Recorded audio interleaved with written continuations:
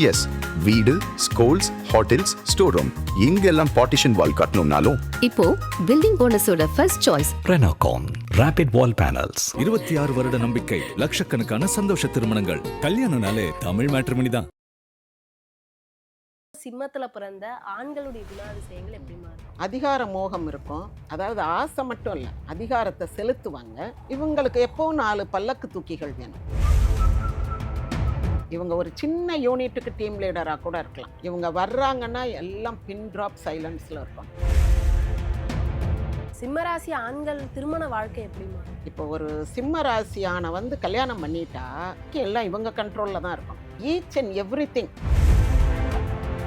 இந்த சிம்ம ராசிக்காரர்கள் வந்து காதலிக்கும் போது அப்படியே ஒரு அந்த பெண்ணுக்கு ஒரு க்ரௌன் வச்சு அப்படியே தலையில் தூக்கி வச்சுக்கிட்டு இருக்கிற மாதிரி ஆடுற மாதிரி தான் இருப்பாங்க. ஆனால் கல்யாணம் பண்ண பிறகு அவங்களோட படிப்பு அந்த விஷயங்கள்ல எப்படி மாறும்? நல்லா படிப்பாங்கம்மா. ஃபர்ஸ்ட் மார்க் வாங்குற மாதிரி படிப்பாங்க. இவங்களுடைய பிஹேவியர் எல்லாமே ஒரு கெத்தாக தான் இருக்கும். ரொம்ப சொகுசா கெத்தா. இன்னொன்று இந்த சிம்ம ராசிக்காரங்கிட்ட வந்து ஆதன ஆன்மீகம் நேயர்களுக்கு ஷாம்லாவின் அன்பு கலந்த வணக்கங்கள். நம்ம ஆதன ஆன்மீகத்தில் ஆன்மீகம் சம்பந்தப்பட்ட பல கேள்விகளுக்குமே தினந்தோறும் ஒவ்வொரு வகைகளில் பதில்களை பார்த்துக்கிட்டு இருக்கோம். அந்த வகையில் இன்னைக்கு நம்மோடு ராஜேஸ்வரி செல்லையாமா இணைஞ்சிருக்கிறாங்க. நிறைய விஷயங்களை இன்னைக்கும் கேட்டு தெரிஞ்சுக்க போகிறோம். வணக்கம்மா. வணக்கம்மா. எப்படி இருக்கீங்க? நல்லா இருக்கேம்மா. ஒவ்வொரு ராசியில் இருக்கக்கூடிய ஆண்களுடைய குணாதிசயங்கள் எப்படி இருக்கும், அவங்களோட வாழ்க்கை எப்படி இருக்கும் தொடர்ந்து பேசிக்கிட்டு இருக்கோம். இப்போ சிம்மத்தில் பிறந்த ஆண்களுடைய குணாதிசயங்கள் எப்படிமா இருக்கும்? சிம்ம ராசி ஆண்கள் வந்து ஒரு பொறுப்புணர்ச்சி மிக்கவர்கள். அதிகார மோகம் இருக்கும், அதிகார பிரயோகம் இருக்கும். அதாவது ஆசை மட்டும் இல்லை, அதிகாரத்தை செலுத்துவாங்க. இவங்களுக்கு எப்பவும் 4 பல்லக்கு தூக்கிகள் வேணும். தன்னை அப்படியே உயர்த்தி தூக்கி பிடிச்சு தன்னை வந்து ஒரு வெளிச்சத்தில் வச்சிருக்கணும். அதுக்கு உரிய ஆட்கள் தான் இவங்கெல்லாம் அப்படின்னு நினைப்பாங்க. ஆனால் ரொம்ப ஹைலி ரெஸ்பான்சிபிள். இப்போ ஒரு சிம்ம ராசியான வந்து கல்யாணம் பண்ணிட்டா அந்த ஒய்ஃபுக்கு பெட்டிக்கோட் வாங்கி கொடுக்கறதுலேருந்து அந்த ஒய்ஃப் பாத்ரூம் போகிறது வரைக்கும் எல்லாம் இவங்க கண்ட்ரோலில் தான் இருக்கணும். எல்லாமே இப்போ சாரீனா ஃபால்ஸ் அடித்து தான் கட்டணும், சுடிதார்னா இப்படி கலர் தான் போடணும், இவ்வளோ நீளம் இருக்கணும், இப்படி துப்பட்டா போடணும், இந்த கலர் போடணும், இந்த கலர் போடக்கூடாது. இப்போ ஒரு துப்பட்டானா ஒரு கருப்போ சிவப்போ ஏதோ ஒரு கலர் எடுத்து அப்படி டக்குன்னு போட்டுக்கிட்டு கிளம்புறாங்கன்னு வைங்க. என்ன ட்ரெஸ் போட்டிருக்க, என்ன துப்பட்டா போட்டிருக்க, என்ன ஹேர் ஸ்டைல் பண்ணியிருக்க, என்ன தலை இப்படி சீவி இருக்க அப்படின்னு ஈச் அண்ட் எவ்ரி திங், தோடு மூக்குத்தி வளையல் மோதிரம் அத்தனையும் இவங்க கண்ட்ரோலில் தான் இருக்கும். அது மாதிரி ஆஃபீஸ்லேயும் இவங்க வர்றாங்கன்னா எல்லாம் பின் ட்ராப் சைலன்ஸில் இருக்கணும். இவங்க ஒரு சின்ன யூனிட்டுக்கு டீம் லீடராக கூட இருக்கலாம். இவங்க ஒரு 5 பேரை வச்சு ஒரு மீட்டிங் நடத்தினா கூட இவங்க நான் சொல்கிறதா எல்லாரும் கேட்டுக்கிடணுமே தவிர யாராவது குறுக்க புகுந்து பேசுகிறதோ இல்லை சார் அது நான் சரி வராதுங்க சார் அப்படின்னு யாராவது ஒருத்தவங்க சொல்கிறாங்கன்னு வச்சுக்கோங்க, that person will be fired out. அவ்வளோதான். ஏன்னா உனக்கு பொறுமை இல்லையா நான் பேசி முடிக்கிற வரைக்கும்? இது நான் யோசிக்காமலாம் இருப்பேன், அது நான் அடுத்து சொல்லுவேன், நீ ஏன் அதுங்கள முந்திரி கொட்ட மாதிரி முந்துற? As if I don't know anything, நீ வந்து பெரிய படிப்பாளி அறிவாளி மாதிரி முந்திக்கிட்டு இருக்கிய அப்படின்வாங்க. ஆனால் இவங்க வந்து கடும் உழைப்பாளி. வேலை பார்க்குற இடங்கள்ல ரொம்ப அந்த அந்த கம்பெனியினுடைய நன்மைக்காக அதை வந்து ஃபஸ்ட்டு பிளேஸில் கொண்டு வர்றதுக்கான சகல உழைப்பும் எல்லாரையும் வேலை பார்க்க வைப்பாங்க. தானும் அதுக்காக வந்து பிளானிங் எக்ஸிக்யூஷன் அந்த வேலைகள்லாம் ரொம்ப பர்ஃபெக்டாக 100% பர்ஃபெக்டாக இருப்பாங்க. ஆனால் ஒரே ஒரு விஷயம், அவங்களுடைய அந்த சுப்ரீமசி டிப்ளமசியை எல்லாரும் ஆனர் பண்ணணும், ரெஸ்பெக்ட் பண்ணணும். நீங்கள் தான் சரியான ஆள், உங்களை விட்டால் அந்த உலகத்தில் வேறு ஆளே கிடையாது அப்படின்ற மாதிரி எல்லாரும் வந்து மனசால ஃபீல் பண்ணணும். சும்மா உதட்டளவில் பேசுகிறது இல்லை, அதெல்லாம் கண்டுபிடிச்சிருவாங்க. மனசால ஃபீல் பண்ணணும். அதனால வந்து சிம்ம ராசி ஆண்கள் வந்து பொறுப்புணர்ச்சி, அதிகார பிரயோகம், அதிகாரம் செலுத்துறது, ஆசைப்படுறதில்ல அதிகாரம் செலுத்துறது, மற்றபடி எல்லாரையும் ஒருங்கிணைத்து கொண்டு செல்கின்ற ஒரு தனி ஆளுமை பண்பு, இந்த 3ம் உடையவர்கள் வந்து சிம்மராசிக்கார ஆண்கள். சிம்மராசி ஆண்கள் திருமண வாழ்க்கை எப்படிமா இருக்கும்? எந்த ராசி பெண்களை திருமணம் செய்யக்கூடாது? கூடாதா? பொதுவாக வந்து சிம்மராசி ஆண்களுக்கு வந்து திருமண வாழ்க்கை நல்லா தான் இருக்கும். ஏன் நல்லா தான் இருக்கும்னு சொல்கிறேன்னா, இவங்க எந்த ராசிக்காரங்களாக இருந்தாலும் அப்படியே அடக்கி ஆண்டுருவாங்க. முதல்ல வேணால் கொஞ்சம் சலசலப்பு அந்த மாதிரி சண்டை சச்சரவு வரும். அப்புறம் அப்படியே தன்னுடைய கண்ட்ரோல் கீழே கொண்டு வந்துடுவாங்க. ஏன்னா எல்லாம் நான் செய்கிறேன்ல, உனக்கு என்ன கவலை? உன்னை ஆஃபீஸில் கொண்டு போய் விட்டு கூட்டிகிட்டு வர்ற வரைக்கும் நான் பண்ணுறேன். நீ ஏன் தனியாக போகணும்னு நினைக்கிற? தனியாக எங்கேயும் போகக்கூடாது, தனியாக டெசிஷன் எடுக்கக்கூடாது. அவங்களுக்குன்னு வந்து, அதாவது மனைவிக்குன்னு எந்த ஒரு தனித்துவமும் கிடையாது. இன்னாருடைய ஒய்ஃப் அந்த வகையில் தான் அவங்களுக்கு பேர், புகழ், அந்தஸ்து, கௌரவம் எல்லாம் கிடைக்கணும். அவங்களுக்குன்னு தனியான ஒரு அந்தஸ்து, கௌரவம்லாம் இருக்கக்கூடாது. அதில் இவங்க ரொம்ப கவனமாக இருப்பாங்க. அடுத்தது வந்து இவங்க முழுக்க முழுக்க அவங்கள வந்து டேக் கேர் பண்ணிக்கிடுவாங்க. அப்போது இந்த தனுசு, மேஷம் இது ரெண்டும், சிம்மம் மூணுமே நெருப்பு ராசி. மூணுமே கொஞ்சம் அடங்காப்படாத பெண்கள்னு வச்சுக்கிறோம் ஒரு பேச்சுக்கு. கொஞ்சம் தனித்த ஆளுமை உடைய பெண்கள் அப்படின்னு ஒரு பாசிட்டிவாக சொல்கிறோம்.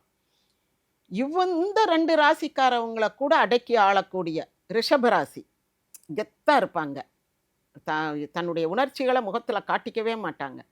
அப்பேற்பட்ட ஒரு ஆளுமை மிக்க ராசிகளை அடக்கி ஆளக்கூடிய குணம் வந்து சிம்ம ராசிக்கு உண்டு. மற்ற ராசியெல்லாம் கொஞ்சம் பணிஞ்சு போகிற ராசி. அதை வந்து மனைவி வச்சுக்கிறது ஒன்றும் பெரிய கஷ்டம் இல்லை. ஏன்னா இந்த மேஷம், தனுசு இந்த 2 நெருப்பு ராசியும் சிம்ம ராசிக்கு எப்படி அடங்கி போகும் அப்படின்னா, சிம்ம ராசியினுடைய அந்த செயல் ஊக்கத்தை பார்த்து, அவங்களுடைய அந்த கெட்டிக்காரத்தனம், அவங்க வந்து வேலை பார்க்குற விதம், அதெல்லாம் பார்த்து அப்படியே பிரமிச்சு போய் என் சாமி, என் ராசா, என் தெய்வமே அப்படின்ட்டு அப்படியே பணிஞ்சு போயிடுவாங்க. ஆனால் ஏதாவது ஒரு கட்டத்தில் வந்து ரொம்ப ஓவராக அதிகாரம் பண்ணுற அப்படின்னு தோணுச்சுன்னா அந்த செகண்டே பிரிஞ்சு போயிடுவாங்க. ஸோ இந்த 2 ராசியும் 100% இவங்களுக்கு வந்து ஒத்து போவாங்க. இவங்களை அட்மையர் பண்ணுவாங்க. சிம்ம ராசி ஆண்களை வந்து அடுத்த 2 நெருப்பு ராசிக்காரங்களும் அப்படி அட்மையர் பண்ணுவாங்க. நல்ல 100% வாழ்க்கை வந்து அப்படி நிலவும் ஒளியும் போல, தமிழும் சுவையும் போல, அப்படியெல்லாம் இருக்கும். நகமும் சதையும் போல இருக்கும். இப்படி ஒரு ரேர் கப்புள், இப்படி ஒரு மேட் ஃபார் ஈச் அதர் பார்க்க முடியாதுன்னு இருக்கும். திடீர்னு பார்த்தா சைலண்ட் டிவோர்ஸ் வாங்கி அப்படியே அவங்கவுங்க பாட்டுக்கு 2 பேருமே 2 வகையில் ஷைன் பண்ணுவாங்க 2 ஃபீல்டில். ஆனால் சேர்ந்து வாழாமல் கூட இருக்கலாம். இல்லை ஒரு வீட்டுக்குள்ளேயே 2 பேரும் தனித்தனியாக இருக்கலாம். இல்லை டைவர்ஸ்னு வாங்காமல் தனித்தனியாக 2 பேரும் அவங்கவுங்க வேலையை பார்த்துட்டு இருக்கலாம். அதனால சிம்மராசி ஆணுக்கு எந்த கௌரவமும் குறைஞ்சு போயிடாது.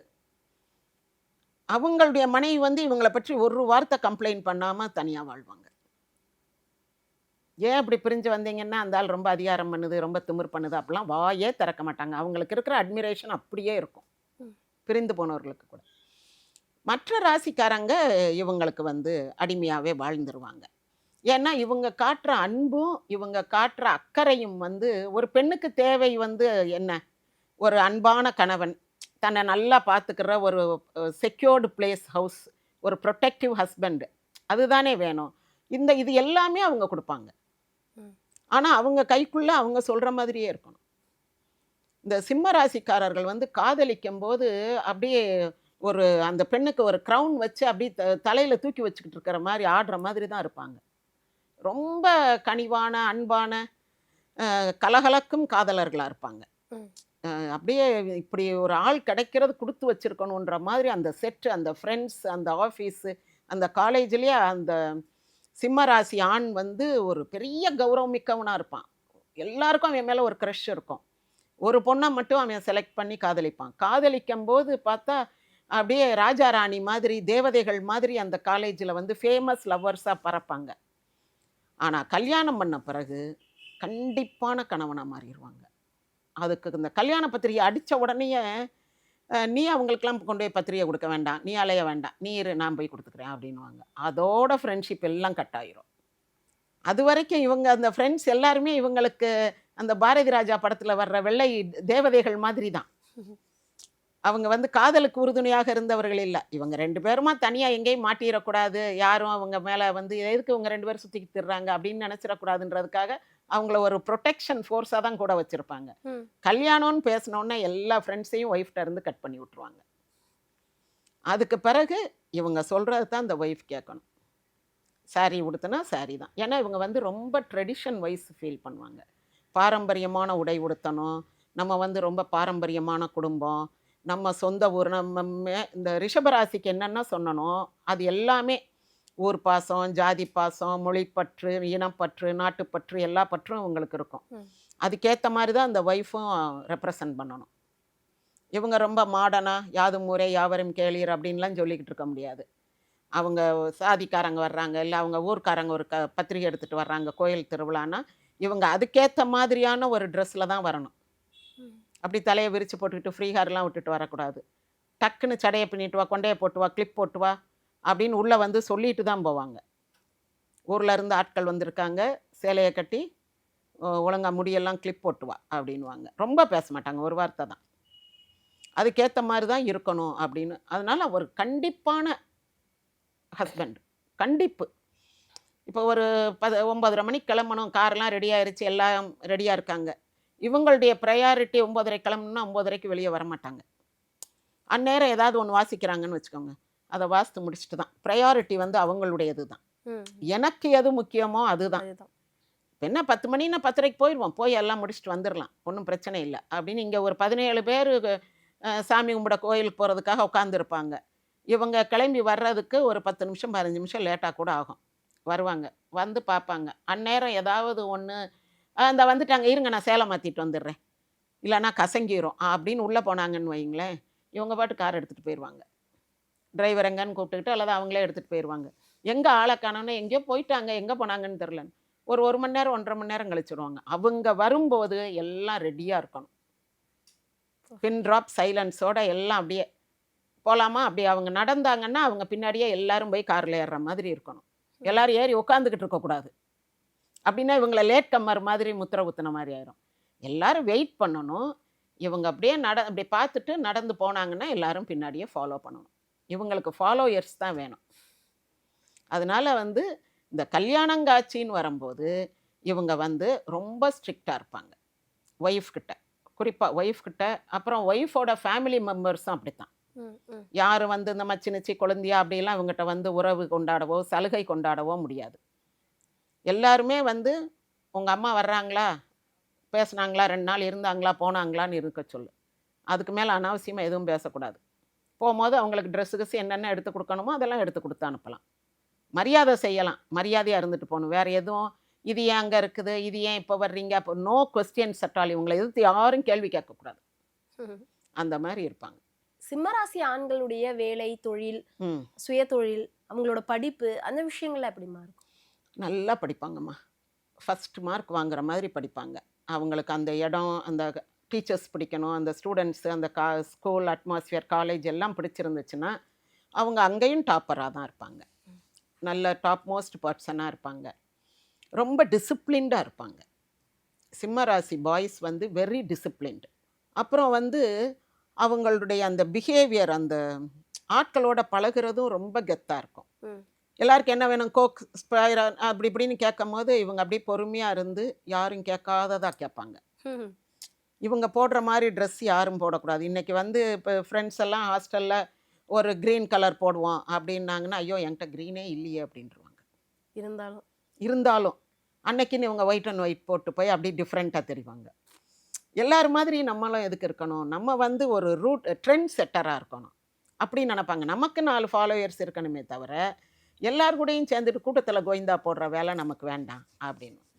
இன்னொன்று, அவங்க அந்த காலேஜில் ஸ்கூலில் படிக்கும்போதோ அல்லது ஆஃபீஸில் வேலை பார்க்கும்போதோ ரொம்ப வெல் ட்ரெஸ்டாக இருப்பாங்க, நீட்டாக இருப்பாங்க.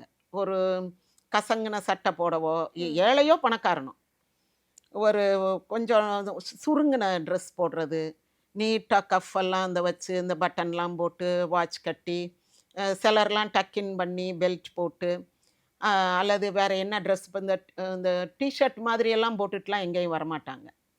அது அந்த இடத்துக்கு எது வந்து பெஸ்ட் அட்டையரோ அந்த மாதிரி வெல் ட்ரெஸ்டாக இருப்பாங்க.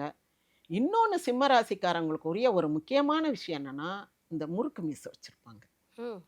இந்த நெற்றியில் முடியெல்லாம் அப்படி இந்த ரஜினிகாந்துக்கு சொல்கிறாங்களே நெற்றியிலே சுருண்டு விழும். ரஜினிகாந்த் வந்து சிம்ம லக்னம். அந்த நெற்றியில் முடி விழுகிறது, அப்புறம் இந்த கழுத்தில் இந்த என்ன ஃபங்கு மாதிரி இப்படி வைக்கிறது, இந்த பெரிய கிருதா வைக்கிறது, பெரிய மீசை வைக்கிறது, முறுக்கு மீசை.